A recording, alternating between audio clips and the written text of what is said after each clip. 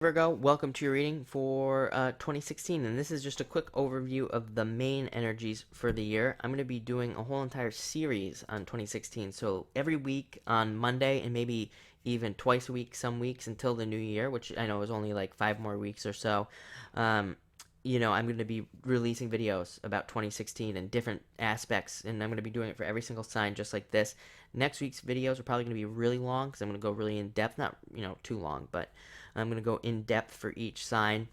And then after that, we'll just, go over more aspects of the year and things like that. But this is just kind of like an overview of the main energies that you're going to be dealing with for the year, or what the cards at least think. And the first card you have is the Two of Clubs. Needing to trust yourself, needing to believe in yourself. It's a big card about overcoming your fears.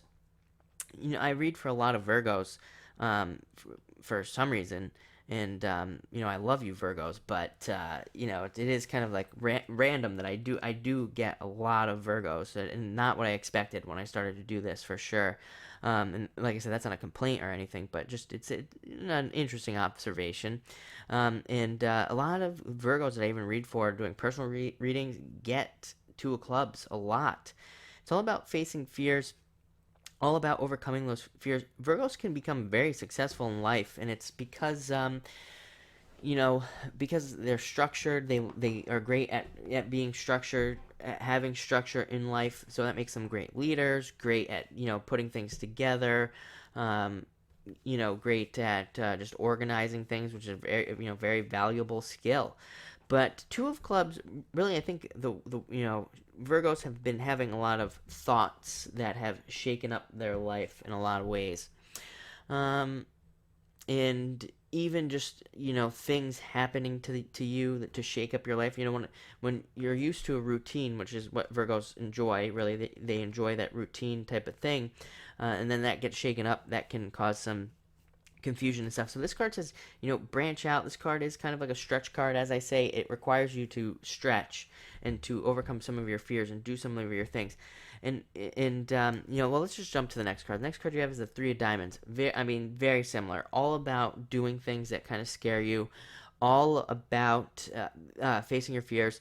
And also about deciding what's really important to you. See, this is the interesting thing. I think for Virgos over the past few years, even, and then definitely this year coming 2016, it's almost like a lot of you have jobs. It seems very work focused, business focused, but it seems like a lot of you want to branch out and do something else, or do something on the side, and the cards even say that. And that can be very scary for a Virgo, like I said, who's used to routine and used to being at the same place for a long time, which happens to a lot of Virgos. Not all of them, but a lot of them usually stay at the jobs that they're at for a very long time. So branching out and doing something that you really want is what's important. That's what will make you successful. That's what the cards are saying. Especially with that Three of Diamonds, all about doing what really lines up with what you want, not what everybody else wants, not even what you think you should be doing with all that structure and stuff. And it's funny because the next card you have is the Five of Diamonds, all about taking advantage of opportunities, it's the birth of new ideas, new jobs, new businesses. Like I said, it seems like it's going to be a very work focused year for you.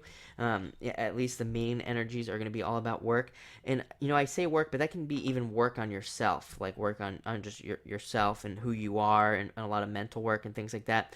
This is the card of being spontaneous, though, as well, which is another kind of like really interesting thing about it, because something that Virgos could work on is being more spontaneous and just allowing things to happen, breaking structure, not being rigid, doing things kind of more outside of the structure, needing to learn to break that down.